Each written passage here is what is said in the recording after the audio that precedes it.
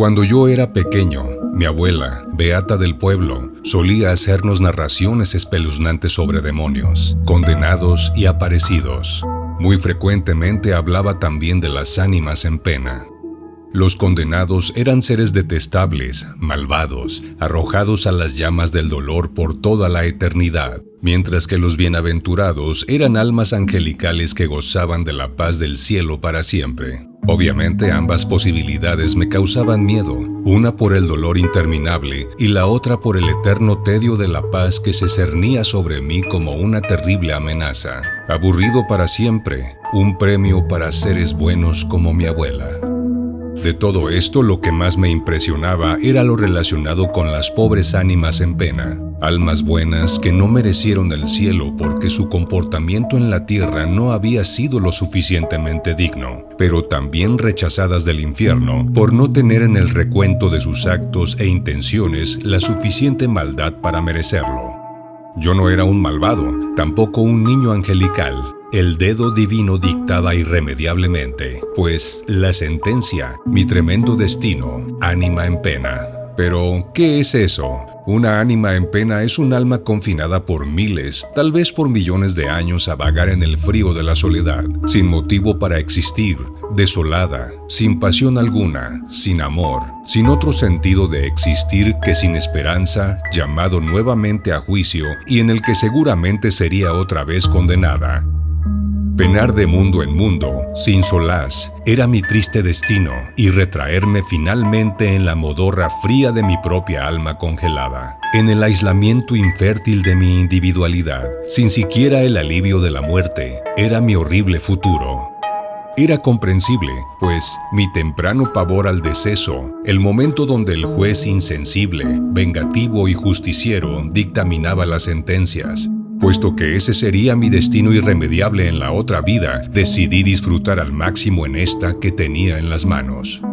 Con el tiempo, gracias a mi suerte y a mi empeño, crecí y le agradecí a mi difunta y bienaventurada abuela sus cuentos, pues entendí que efectivamente el infierno existe y también el cielo, el cual no es de ninguna manera aburrido, sino la vivencia de la plenitud, y constaté también que las pobres ánimas en pena existen, exactamente con las mismas características de permanencia en su desesperanza, desolada y lastimosa individualidad. Decidí entonces hacerme merecedor del cielo. La muerte, por otra parte, dejó de representar para mí tan terrible amenaza. Esto se lo debo sobre todo al abuelo. Él era un viejo luminoso, brillante y sagaz. Era el brujo de la comarca. Un hombre alegre, amistoso, suave y a la vez implacable, intenso y certero. El abuelo solía llamar a la muerte como mi sabia consejera.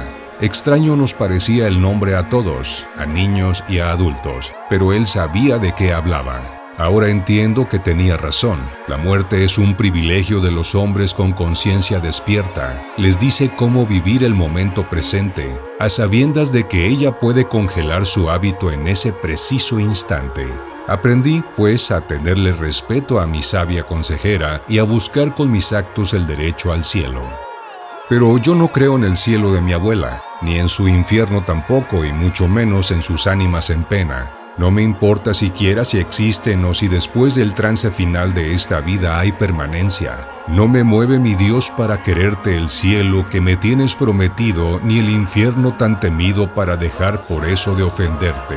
Cantaba en su poesía esa alma enamorada. No creo en lo bueno y en lo malo, las dos caras relativas del mismo demonio. Creo en la impecabilidad de los actos, creo en el cielo, en el presente, el que disfruto ahora en lo que estoy haciendo, en la secuela actual de lo que ya hice, en el proceso que gesta lo que estoy creando. Creo en la plenitud y en la eternidad, en la libertad, en la entrega total que se viven en un instante y en la osadía de vivirlas momento tras momento, todo el tiempo. Creo en el infierno doloroso que vivo cuando lo causo. No espero a otra vida, la presente me basta para vivir lo que vivo. Después, el después lo construyo ahora. Aquí está la profundidad y la intensidad y se resume aquí mi gozo y mi posibilidad de ser libre, de servir y dar lo mejor de mí. Porque solo soy libre en este instante y solo amo ahora. El amor no se sustenta en deseos, en propósitos o en promesas. Este se vive en actos y no puedo actuar mañana.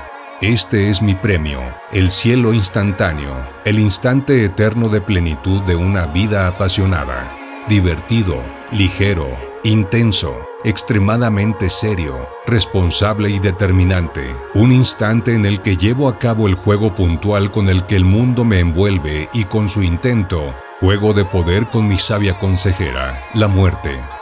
¿Las ánimas en pena? Claro que existen. Las vemos a diario y por todas partes. Yo mismo, una de ellas, pasaba por la vida vagando sin sentido, sin conciencia, dormido, sin más visión que los impulsos compulsivos de la desesperanza y aislamiento de mi individualidad de quimera.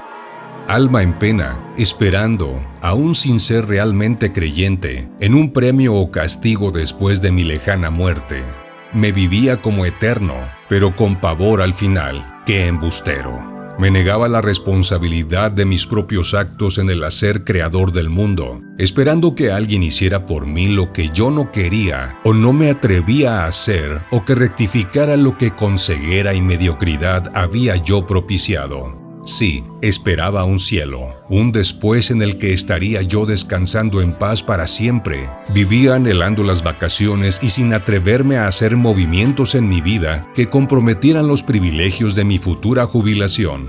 Trabajaba con la idea de sufrir para merecer, asimilando el trabajo al castigo del exilio del paraíso. Me movía por metas, por logros y por éxitos, sin disfrutar el esfuerzo del proceso. Mi paso era utilitario. Siempre iba a algún lugar, me desplazaba, mas nunca andaba por el gusto simple de andar, de recorrer el camino, de disfrutar la vereda, sin un destino, sin pensar de antemano en la llegada. Viajaba siempre con boleto de regreso. Comerciante mercenario, siempre esperando a cambio, siempre buscando la ventaja. Vivía con miedo al fallo terrible del juez, de ese viejo eterno quisquilloso, vengativo y todopoderoso que tenía en sus manos caprichosas el destino de mi eternidad. Así era mi existencia. Esperaba de mi mujer, de mi familia, de mi empleo los premios, copiosos a mis tibias acciones y culpando a otros de mis problemas, del castigo creado por mis insaciables deseos, por mis actos, por no tomar en mis manos el privilegio que tengo de participar en el devenir de la vida, en su inmanencia y en su trascendencia. ¿Cómo no voy a creer en las ánimas en pena? Un día escuché que preguntaban al abuelo si creía en la reencarnación, y él se rió a carcajadas. ¿Para qué me serviría creer? A lo mejor para tirarme en la hamaca a esperar ser alguien en otra oportunidad. Mejor ni creo ni no creo. Me dedico a aprovechar este día como mi única posibilidad de acrecentar la conciencia y de limpiar mi vínculo con el poder. Y entonces me sorprendió, cuando de súbito se dirigió hacia mí y con gran fuerza me gritó: ¡Despiértate! Me sentí Lázaro en la tumba llamado por las trompetas a juicio. Escuché poderosa su voz y abrí los ojos de mi sueño. Fue su voz de trueno y mi deseo ardiente. Me levanté y empecé a caminar embalsamado. Un largo recorrido entre el despertar y el quedarme dormido, entre el aprender y el olvido. Un esfuerzo continuo y cada vez más prolongado periodo de silencio y vigilia. Un camino, un guía, un paulatino abrirse de mi pecho al conocimiento, al poder, al amor y al vacío. Una prolongada, interminable, atrevida y disfrutable cacería de la presa refugiada en mi historia, en mis formas, en la no mejor parte de mi estructura e incluso en la mejor parte de mi persona. Cambió mi vida, giró la rueda de la fortuna y he de mantenerme girando en una espiral que se eleva y cierra su cobertura. Qué grandioso es despertar de la pesadilla y tomar la responsabilidad de mi existencia presente y futura en mis propias manos, sabiéndome y viviéndome uno con el poder, parte activa de la unidad viva. Maravillosa experiencia, pero no es un cielo eterno. Hay que crearlo a cada instante. Hay que osar. Es increíble despertar, y más grandioso aún mantenerse en vigilia. Yo sí creo en las ánimas en pena. ¿Cómo pudiera negarlo si por el espejo las estoy viendo? Y creo en el cielo y en el infierno. ¿Cómo no creer si los estoy viviendo? El abuelo creía en el cielo, y en el infierno, y en las ánimas en pena. Era sabio el abuelo.